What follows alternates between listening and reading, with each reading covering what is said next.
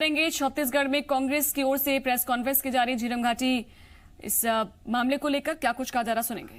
बहुत ही संवेदनशील और मार्मिक विषय है। हमारे नेताओं की पूरी पीढ़ी की शहादत हुई है।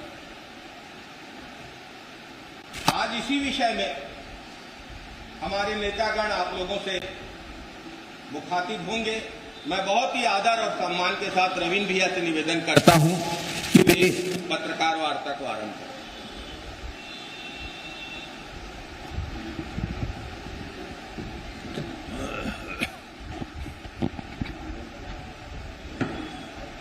और बात अकबर की बात 4 लाइन पॉलिटिकल बात ना करें, बाकी टेक्निकल बात है।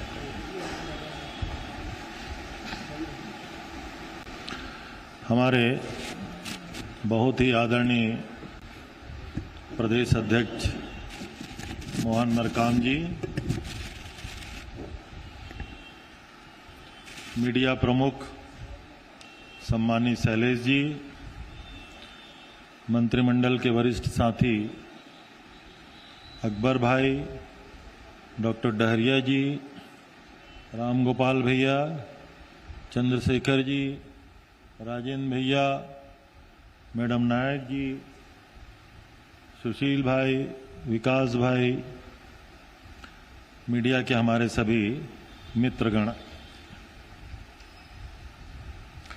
हम लोग जब भी झीरम की याद करते हैं तो मन में सिहरन पैदा हो जाता है। सारे विषयों पे बड़ी तार्किक बातें और बड़े जोरदार शब्दों में हम अपनी बात कहते हैं, लेकिन जब भी झीरम की याद करते हैं तो पता नहीं मन में कितनी तकलीफ पहुंचती है। इसका अंदाजा मैं समझता हूं छत्तीसगढ़ में रहने वाले हमारे सभी मित्र, विशेष रूप से आप सब भी करते होंगे। हमने अपने पहली पीढ़ी के सभी नेताओं को खोया। नंद कुमार पटेल, छत्तीसगढ़ के बारे में जो उनका हर सभाओं में जो उद्गार होते थे, यहां के जनमानस में एक एक अक्षर गूंजता था। आदरणीय विद्या भैया की विरासत, राजनीतिक उनकी ताकत और उनका अनुभव, हम लोगों को लगता था कि नए छत्तीसगढ़ के निर्माण में उनका कितना ज्यादा हम सब लोगों की आवश्यकता है। बस्तर के शेर महेंद्र कर्मा, उनकी दहाड़, उनकी आवाज विधानसभा में भी गूंजता था, दिल्ली तक।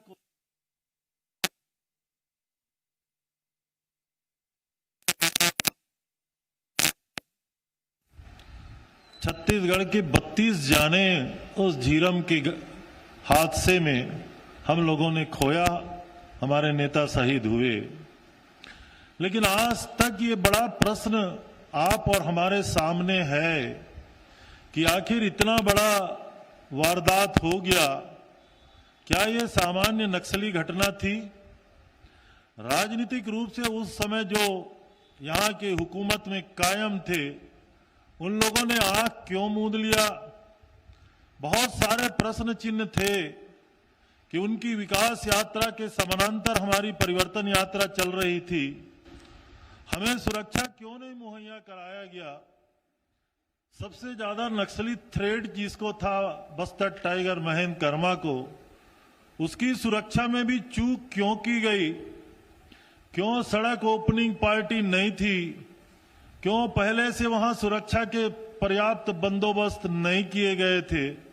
और जहां 150 लोगों का काफिला पे आक्रमण करने का, युद्ध जैसी स्थिति करने की थी नक्सलियों की, तो आखिर ये इसको इतना खुफिया तंत्र और यहां का प्रशासन क्यों मूक दर्शक बन के देखता रहा? ये बड़े प्रश्न चिन्ह थे। नक्सलियों के उस वारदात में समूचे बस्तर के नक्सली लीडरशिप शामिल थे, लेकिन उसके बाद भी हम लोग कह सकते थे उस समय भी हम लोगों ने कहा था ये केवल नक्सली वारदात के रूप में इसको नहीं देखा जाना चाहिए। आने वाले भविष्य की चिंता थी जिन लोगों के सामने, उनके द्वारा उसमें कौन लोग संलिप्त थे। इसको सुपारी किलिंग जैसा मामला हम लोग देखते थे उस समय में, लेकिन आज पर्याप्त इसका उत्तर हमें नहीं मिल पाया। कल हमारे जिन शहादत को प्राप्त नेताओं के वारिसों ने यहाँ पत्रकार वार्ता लिया, इसीलिए आज हमें आपके सामने अपनी बात कहने के लिए आना पड़ा कि ना केवल ये उनके मन में टीस है, उनके मन का दुख है, ये समूचे छत्तीसगढ़ के आम जनता का और पूरे देश की कांग्रेस जनों का ये बहुत बड़ी पीड़ा है। ये शुरुआत कहां से हुई? 16 जून को एनआईए ने अदालत में यह एप्लीकेशन दिया कि जो एफआईआर दोबारा किया गया है माननीय जितेंद्र मुदलियार के द्वारा, उसकी जांच भी एनआईए को सौंपी जाए। किसके इशारे में एनआईए ये काम कर रहा है? कौन लोग हैं जो इसकी जांच को रोकना चाहते हैं? ऐसे कौन लोग हैं जो ये नहीं चाहते कितनी बड़ी हत्या हुई उसके तह तक ये सारी बातें जाएं, उनके खिलाफ कार्रवाई हो। केंद्र में जिनकी सरकार है, हम लोग तो ये मान के चलते एनआईए उनके इशारों पे काम करता है। आखिर उनकी मंशा क्यों है और किसको बचाने की उनकी मंशा है? सीबीआई जांच की मांग की गई विधानसभा में, तत्कालीन मुख्यमंत्री ने सीबीआई जांच के लिए स्वीकार किया। जब केंद्र सरकार ने सीबीआई जांच करने से इनकार कर दिया तो आखिर तत्कालीन मुख्यमंत्री डॉक्टर रमन सिंह 2 साल तक, फिर से कह रहा हूं, पूरे 2 साल तक छत्तीसगढ़ की जनता को, पीड़ित परिवार को और कांग्रेस जन को और उनसे भी ज्यादा आप सब प्रेस के मित्रों को उन्होंने ये बात क्यों छुपाई? ये बड़ा प्रश्न चिन्ह है। क्या एनआईए अभी भी इस जांच को रोकने के लिए जो षड्यंत्र कर रही है, उसके पीछे भी उन्हीं हाथों को हम जिक्र कर सकते हैं जिन्होंने सीबीआई जांच नहीं होने की बात को छुपाई? आदरणीय मित्रों, आप सब लोगों ने देखा होगा लगातार शहरी नेटवर्क नक्सलियों के ऊपर कार्रवाई अभी सरकार बनने के बाद हमारी जारी है और जो लोग लगातार गिरफ्त में आ रहे हैं वो सीधे सीधे, अभी एक ट्रैक्टर सप्लाई का मामला आया बस्तर में, भारतीय जनता पार्टी का उपाध्यक्ष का नाम उसमें सामने आया। आखिर नक्सलियों से साठ-गांठ के सारे मामले में कोई गिरफ्तार होता है तो भारतीय जनता पार्टी के लोग ही क्यों गिरफ्तार होते हैं?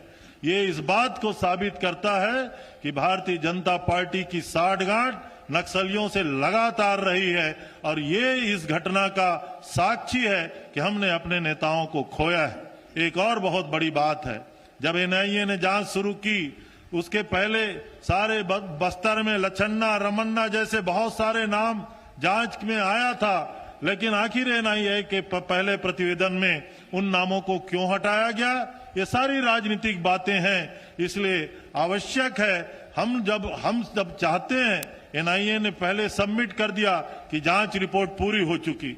अगर आपने कहा कि जांच रिपोर्ट पूरी हो चुकी, अदालत में आपने बयान दिया है, तो फिर से हमारे द्वारा किए गए एफआईआर को एनआईए को सौंपने के संदर्भ में आपने पत्र क्यों लिखा और उसको जांच करने के लिए एक अदने से इंस्पेक्टर की तैनाती आपने करके इस जांच को रोकने का प्रयास क्यों किया? ये सारे प्रश्न हैं। इसलिए आपके सामने इस प्रश्न को उठाते हुए हमें दुख के साथ कहना पड़ रहा है, हमारे जो आदरणीय जितेंद्र मुदलियार जी सहित जिन लोगों ने भी एफआईआर किया है, जिन लोगों ने मांग किया है, अब इसकी एनआईए से परे जांच की आवश्यकता है ताकि सारे मुद्दे की जांच हो जाए और जिन लोगों को, जो लोग भी इसमें दोषी हैं, उन तक ये जांच की पूरी बातें चली जाए। इसलिए आज आपके सामने प्रेस के माध्यम से ये बात कहने की आवश्यकता पड़ी। इनकी तकनीकी बातों को, दिनांकवार कब कब क्या क्या पत्र जैसी बातें हुई हैं, मैं आदरणीय अकबर भाई से चाहूंगा कि आपके सामने इन बातों का, इन तथ्यों को रखे। आदरणीय अकबर भाई।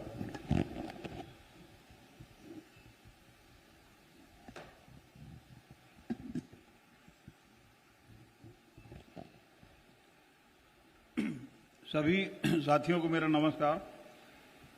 जो घटनाक्रम है उसको कुछ जानकारियां तिथिवार आपको देना जरूरी मैं समझता हूं। जिस प्रकार से आदरणीय भाई रविंद्र चौबे जी ने जानकारी दी कि अक्टूबर 2015 में एनआईए ने चार्जशीट फाइल की और उन्होंने ये कहा कि जो अदालत है वो सुनवाई प्रारंभ करे क्योंकि जांच पूरी हो चुकी है। घटनाक्रम के हिसाब से जब आप देखें तो 23/3/2016 को विपक्ष के दबाव में तत्कालीन मुख्यमंत्री डॉक्टर रमन सिंह ने इस बात की घोषणा की कि ये जांच सीबीआई को सौंपी जाएगी। उसके बाद 29/3/2016 को राज्य सरकार ने जीरम नरसंहार के जांच के लिए अधिसूचना सीबीआई से कराने की अधिसूचना जारी की। 13/12/2016 डीओपीटी ने राज्य सरकार को पत्र भेजा कि सीबीआई और गृह मंत्रालय से विचार विमर्श करने के बाद फैसला लिया गया है कि एनआईए ने जांच पूरी कर ली है और इस मामले में आगे किसी तरह की जांच की जरूरत नहीं है। उसके बाद 17/2/2018 सीबीआई जांच के विषय में तत्कालीन प्रदेश अध्यक्ष और प्रदेश कांग्रेस के अध्यक्ष श्री भूपेश बघेल जी ने तत्कालीन मुख्यमंत्री डॉक्टर रमन सिंह को पत्र लेकर जानना चाहा लिखकर कि सीबीआई जांच के बारे में जो अधिसूचना जारी हुई है उसमें केंद्र सरकार का क्या फैसला है। राज्य सरकार की तरफ से कोई जवाब नहीं आया और ना ही डॉक्टर रमन सिंह ने 13/12/2016 को जो केंद्र सरकार की ओर से पत्र प्राप्त हुआ था उसके बारे में कोई जानकारी दी। इस बीच एनआईए ने अपनी वेबसाइट में सूचना लगा दी कि जीरम नरसंहार की जांच पूरी हो चुकी है। अब 13/12/19 इलेक्शन के बाद राज्य की नई सरकार को पता चला कि जीरम मामले में सीबीआई जांच से 13/12/2016 को इनकार कर दिया गया है। 2/1/2019 को राज्य सरकार ने एसआईटी का गठन किया। बस्तर के आईजी के नेतृत्व में बनी एसआईटी उन्होंने लिखा एनआईए को कि जांच के जो दस्तावेज है वो एसआईटी को सौंप दिया जाए। उनके अनुरोध पर एसआईटी ने दस्तावेज देने से इनकार कर दिया और फिर कहने लगे कि अभी जांच बाकी है, इसलिए दस्तावेज सौंपे नहीं जा सकते।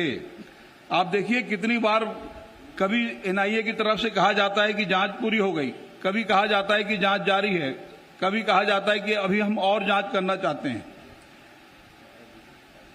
इसके बाद 2/9/2019 हमले के समय काफिले में शामिल दौलत रोहड़ा और विवेक वाजपेयी ने हाई कोर्ट में याचिका लगाई और मामले की जांच एसआईटी को सौंपने की बात कही। इस पर हाई कोर्ट ने एनआईए और गृह मंत्रालय को नोटिस जारी किया। 26/9/2019 राज्य सरकार ने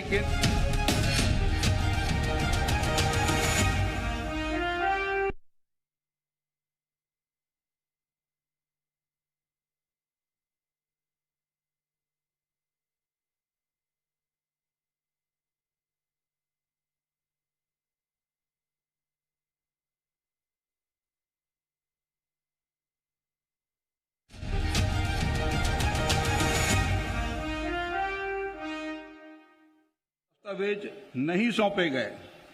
इसके बाद एनआईए ने पत्र प्राप्त होने के बाद फिर से अपना कामकाज शुरू कर दिया और जांच की औपचारिक कार्रवाई शुरू कर दी।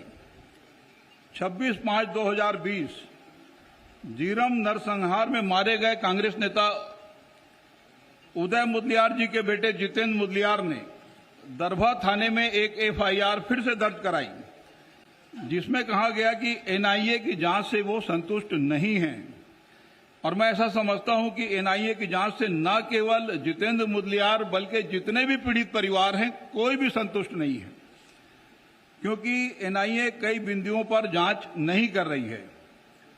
16/6/2020 को एनआईए ने जगदलपुर की विशेष अदालत में याचिका लगाकर आवेदन किया कि मई 2020 में जो जितेंद्र मुदलियार के द्वारा एफआईआर की गई थी उसकी जांच भी एनआईए को सौंप दी जाए, क्योंकि इसकी जांच एनआईए कर रही है। ये तो तिथिवार घटनाक्रम के बारे में मैंने आपको जानकारी दी। अब 2-3 सवाल हैं।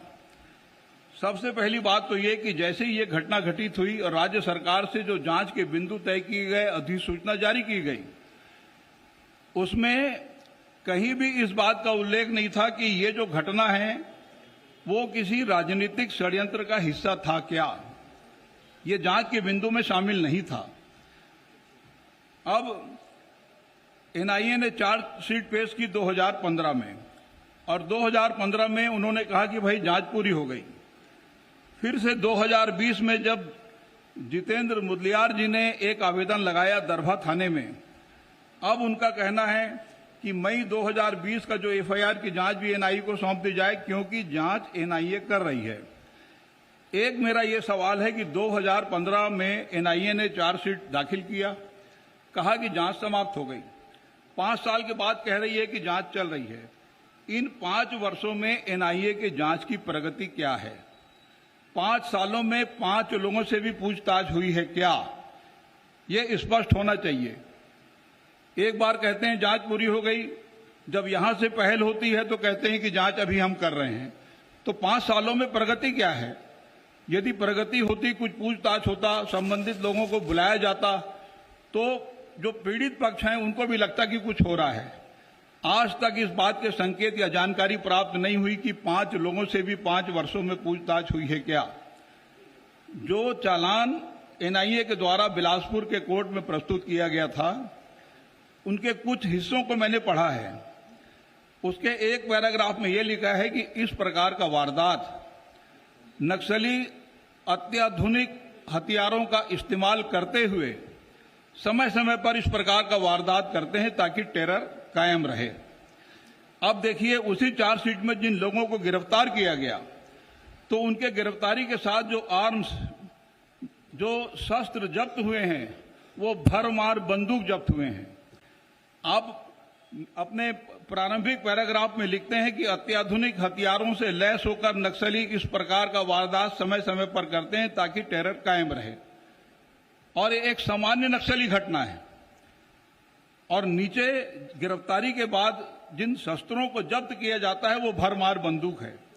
तो इन सब चीजों को देखने से ऐसा लगता है कि एनआईए की जांच जो है, यदि परिवार संतुष्ट नहीं है तो उसके पीछे के कारण हैं। अब जो जांच के बिंदु, चार्जशीट और रिपोर्ट के आधार पर राज्य सरकार यदि पहल करके कोई जांच करके निष्कर्ष निकालना चाहती है, तो बाकी लोगों को क्यों आपत्ति है? कौन इसके पीछे हैं जो इसको रोकना चाहते हैं? और छत्तीसगढ़ की कांग्रेस की सरकार प्रतिबद्ध है उसको जीरम मामले के जो दोषी हैं, जो अपराधी हैं, उनको पकड़ के सामने लाना ही है।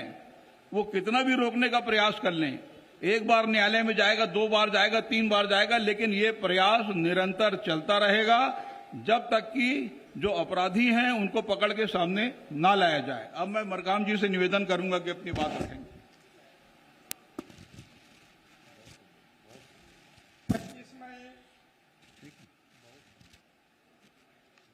25 मई भारत के लोकतांत्रिक इतिहास में काले दिन की तरह दर्ज हुआ, क्योंकि वह भारत का अब तक का सबसे बड़ा राजनीतिक नरसंहार था। भारतीय जनता पार्टी की जब सरकार रही, कई नक्सली सरेंडर किए, मगर पिछली सरकार ने बड़े धूमधाम से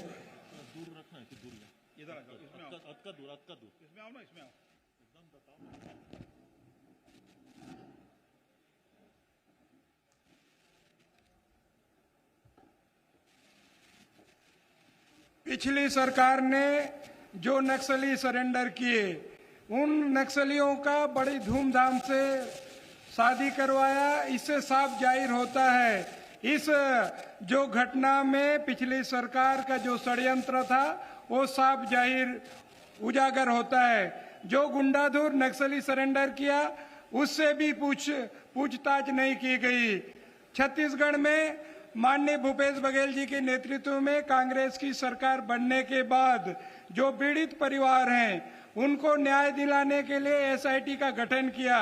एसआईटी गठन करके जांच को गति देना चाहती थी, मगर केंद्र में बैठी माननीय मोदी जी की सरकार लगातार उस पे अड़ंगा लगाई और कहा कि इसका जांच एनआईए ने कर लिया है, पूरा कर लिया है, इसलिए एसआईटी से इसकी जांच नहीं कराई जाती। उसके साथ साथ पिछली सरकार ने जो न्यायिक जांच आयोग गठन किया था, उसमें जो जांच के बिंदु थे उसमें षड्यंत्र का कहीं बिंदु नहीं था। इससे साफ जाहिर होता है कि जो षड्यंत्र रच के हमारे फ्रंट लाइन के जो हमारे नेता थे उनकी हत्या करने में कहीं ना कहीं बहुत बड़ी राजनीतिक साजिश थी। मैं केंद्र सरकार से पूछना चाहता हूं, केंद्र में माननीय नरेंद्र मोदी जी की सरकार के आते ही एनआईए की जांच की दिशा क्यों बदल गई? क्यों नक्सलियों के शीर्ष नेताओं के नाम पूरक आरोप पत्र में शामिल नहीं किए गए? राज्य द्वारा गठित जांच आयोग की कार्यसूची में षड्यंत्र को क्यों शामिल नहीं किया गया? केंद्र की भाजपा सरकार ने किसके कहने पर सीबीआई जांच से इनकार किया? जब केंद्र सरकार ने सीबीआई जांच से इनकार कर दिया था तो रमन सिंह जी ने यह जानकारी 2 सालों तक क्यों छुपाई? अगर षड्यंत्र की जांच से डर नहीं लगता तो एनआईए के जरिए भाजपा की सरकार क्यों राज्य की ओर से की जा रही जांच को रोकना चाहती है? आज लगातार जो पीड़ित परिवार है, आज 2013 से आज 2020 हो गए, लगातार पीड़ित परिवारों को न्याय नहीं मिला है।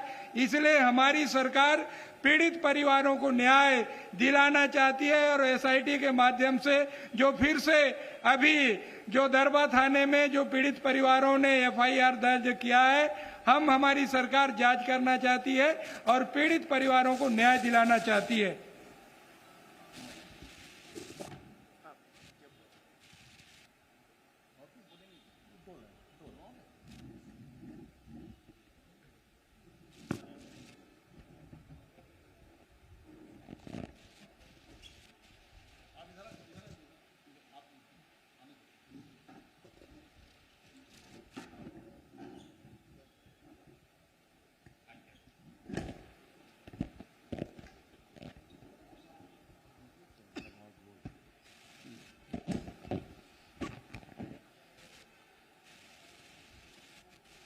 6 साल से केंद्र में मोदी की सरकार है और हमारे 25 मई 13 को जो झीरम हमले में हमारे जो कांग्रेस के शीर्ष नेतृत्व को सुपारी किलिंग के माध्यम से खत्म किया गया, उसमें निश्चित रूप से तत्कालीन रमन सिंह की सरकार पूरी तरह से संलग्न नजर आती है।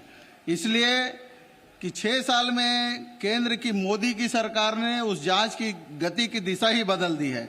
ना वो खुद जांच कर रहे हैं, ना हमें जांच करने दे रहे हैं। हमारे माननीय मुख्यमंत्री जी ने कहा है कि हमें एसआईटी की जांच कराने दीजिए, लेकिन केंद्र की मोदी की सरकार उसकी अनुमति भी नहीं दे रही है। हमारे वर्तमान मुख्यमंत्री भूपेश बघेल जी और तत्कालीन प्रदेश कांग्रेस अध्यक्ष जी ने जब विधानसभा में प्रश्न लगाया, तब ये जानकारी मिली कि रमन सिंह जी सीबीआई जांच के मामले में 2 साल तक जो केंद्र के जो निर्देश है उसको दबाए बैठे हैं। तो ये भारतीय जनता पार्टी की जो सरकार थी जानबूझकर इस जांच को नहीं कराना चाहती, ताकि वो खुद इसमें संलग्न है, इसलिए वो जांच कराने से डर रही है। और हमारी मुख्यमंत्री जी जो जांच कराना चाहते हैं एसआईटी का, वो जांच भी नहीं कराने देना चाहते हैं। हम लोग चाहते हैं कि ये जांच एनआईए से हटा के हमारी एसआईटी को दिया जाए, ताकि हमारे जो नेता लोग मारे गए हैं उनकी जांच में जो सही तथ्य है वो आ सके।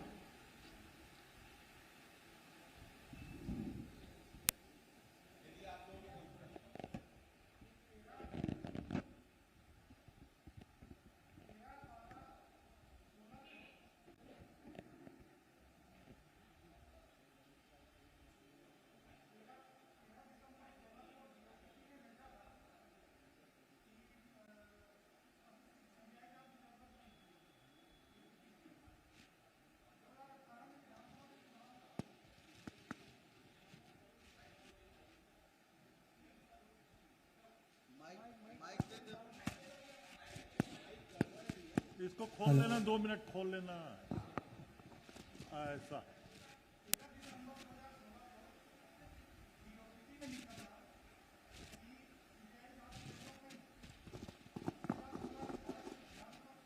हेलो,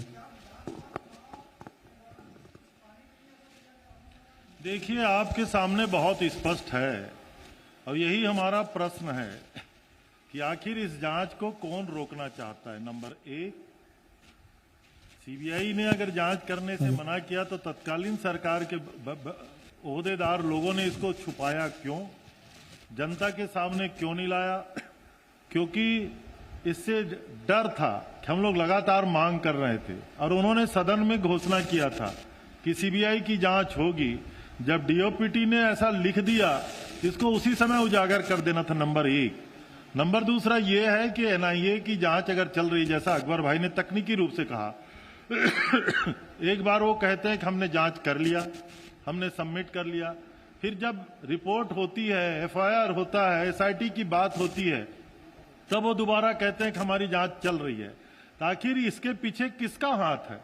ऐसा कौन लोग हैं, इसके जिम्मेदार कौन है जो इस जांच को लगातार लंबित करने का प्रयास कर रही है? ये अपने आप में आप समझ सकते हैं, केवल मंशा नहीं है, केवल मंशा राजनीतिक रूप से नहीं है, अपराधियों तय के तह तक जाने से रोकने का षड्यंत्र भी है।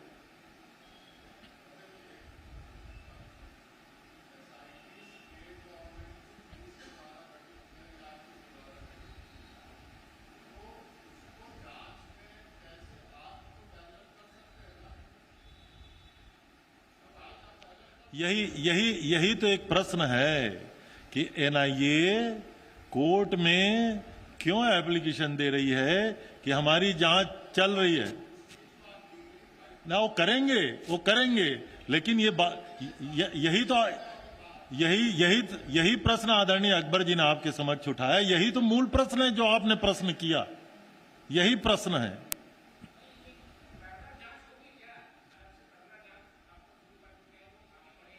हम लोग तो चाहते हैं उसकी जांच हो, जांच की शुरुआत हो गई है।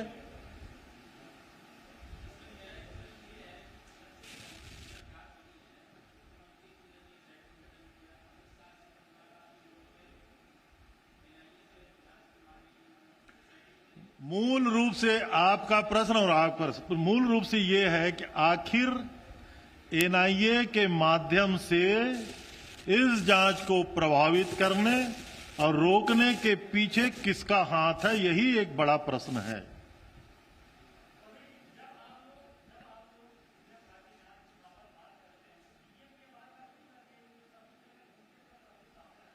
क्या? तो रायपुर से कांग्रेस की प्रेस कॉन्फ्रेंस आप देख रहे हैं, जिस पर अभी फिलहाल सवाल और जवाब का सेशन चल रहा है। दरअसल झीरम घाटी हत्याकांड को लेकर ये कॉन्फ्रेंस की जा रही है, जिसमें तमाम आरोप लगाए जा रहे हैं कांग्रेस की ओर से कि केंद्र की सरकार ये इस मामले को रोके हुए है। एनआईए ने एसआईटी को दस्तावेज सौंपने से इनकार कर दिया। क्यों? एसआईटी के जरिए जो है इसकी जांच की परमिशन नहीं मिलती है।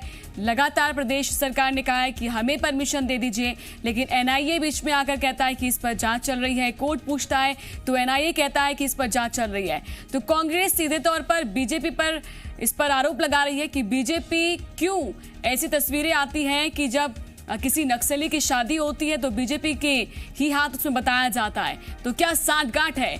ये आरोप लगाए जा रहे हैं कांग्रेस की ओर से और कहा जा रहा है कि हमने अपने उस जमाने के नेताओं को खोया, हमने एक पीढ़ी को खोया, हमें पता है और हम चाहते हैं कि इसकी जांच होनी चाहिए। वो परिवार चाहते हैं कि इसकी जांच होनी चाहिए, एसआईटी अब इसकी जांच करे, क्योंकि जो मुख्यमंत्री हैं प्रदेश के वो भी यही चाहते हैं। तो सीधे तौर पर झीरम घाटी हत्याकांड को लेकर मंत्री रविंद्र चौबे को आपने सुना, मोहम्मद अकबर को सुना, मोहन मरकाम यहाँ पर बोलते हुए नजर आए और अपनी बात के जरिए सीधे तौर पर केंद्र सरकार पर निशाना साधा। कहा केंद्र में जिसकी सरकार होती है एनआईए उसी के भाषा में काम करता है, ये आरोप भी लगाया गया है। तो तत्कालीन सीएम ने इस बात को 2 साल तक क्यों छिपाया, ये आरोप लगाए हैं। नक्सलियों से साठगांठ में बीजेपी के नेता की ही क्यों गिरफ्तार होते हैं और दस्तावेज जो है क्यों एसआईटी को सौंपने से एनआईए ने इनकार किया। जांच से कोई भी पीड़ित परिवार संतुष्ट नहीं है। मोहम्मद अकबर ने कहा, सरेंडर किए नक्सलियों की पिछली सरकार में धूमधाम से शादी कराई गई, ये भी आरोप लगाया गया है। तो सीधे तौर पर बीजेपी पर आरोप लगाए जा रहे हैं।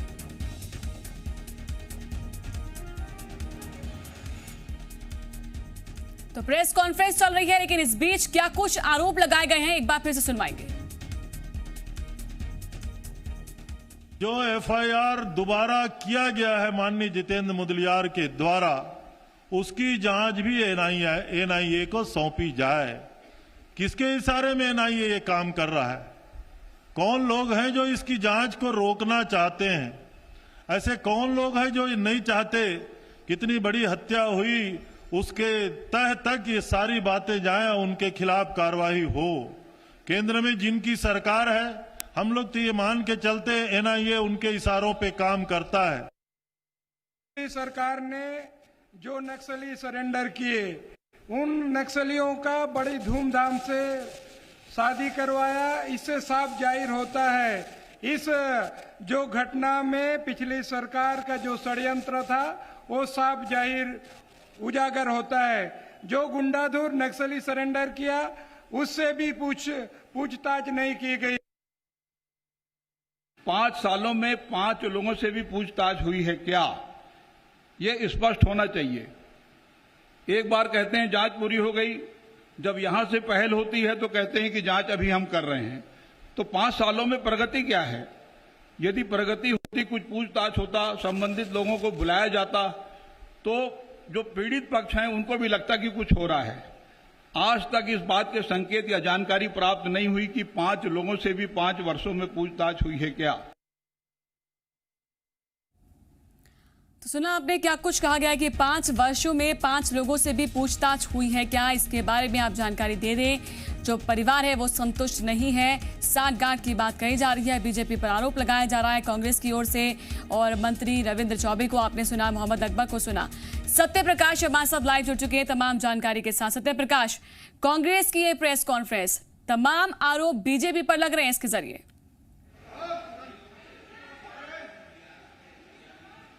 बिल्कुल, देखिए, और एक नया खुलासा कहीं ना कहीं छत्तीसगढ़ कांग्रेस पार्टी की तरफ से और तमाम जो 2-3 मंत्री बैठे थे उन्होंने किया है कि पिछली बीजेपी की सरकार ने सीबीआई जांच की सिफारिश की थी। झीरम घाटी नक्सल हमले मामले की विधानसभा में ही इस बात की घोषणा हुई थी कि इसकी सीबीआई जांच कराई जाएगी। उसके बाद सिफारिश भी केंद्र को की गई थी। लेकिन 2016 में केंद्र सरकार ने, और उस वक्त भी बीजेपी की सरकार केंद्र में थी, राज्य में भी बीजेपी की सरकार थी, तो 2016 में जिसकी तारीख का भी उल्लेख मंत्री मोहम्मद अकबर ने किया, केंद्रीय सरकार ने सीबीआई जांच से साफ इनकार कर दिया। तो ये एक कहीं ना कहीं बड़ा मामला अभी जिसपे कांग्रेस, पूरी कांग्रेस एक तरह से केंद्र सरकार और राज्य की बीजेपी को घेर रही है कि सीबीआई जांच आखिर क्यों नहीं कराई गई। दूसरी तरफ एक बड़ा आरोप ये लगा है कि एनआईए ने पहले इस बात की जानकारी दी कि 5 साल पहले ही करीब कि अब जांच पूरी हो चुकी है इस मामले की, लेकिन फिर एनआईए कैसे कहती है कि इस मामले की जांच अभी भी चल रही है? क्योंकि राज्य सरकार अपने स्तर पर इस मामले की जांच करानी चाह रही है, लेकिन उसे रोका बार बार जा रहा है। दूसरा बड़ा आरोप लगाया गया पिछली सरकार पे और डॉक्टर रमन सिंह जो पूर्व मुख्यमंत्री हैं उन पे कि क्या उन्होंने किसी तरह से जांच को प्रभावित करने की कोशिश की, और अभी भी कौन से वो लोग हैं जो जांच की प्रभावित करने की कोशिश कर रहे हैं। हालांकि मंत्री शिव डहरिया ने सीधा सीधा आरोप लगाया कि कहीं ना कहीं पूर्ववर्ती सरकार मतलब बीजेपी सरकार की कुछ न कुछ झीरम घाटी नक्सल हमले में मिली भगत थी, इसीलिए जांच को बार-बार कांग्रेस लगातार ये आरोप भी लगा रही है। कहीं ना कहीं लगातार कांग्रेस की ओर से ये आरोप लगाया जा रहा है कि बीजेपी की साठगांठ है। अब क्या होगा इस पर, बीजेपी की ओर से क्या उस पर फीडबैक आएगा वो भी देखना होगा। नजर बनाए रखिएगा। शुक्रिया आपका।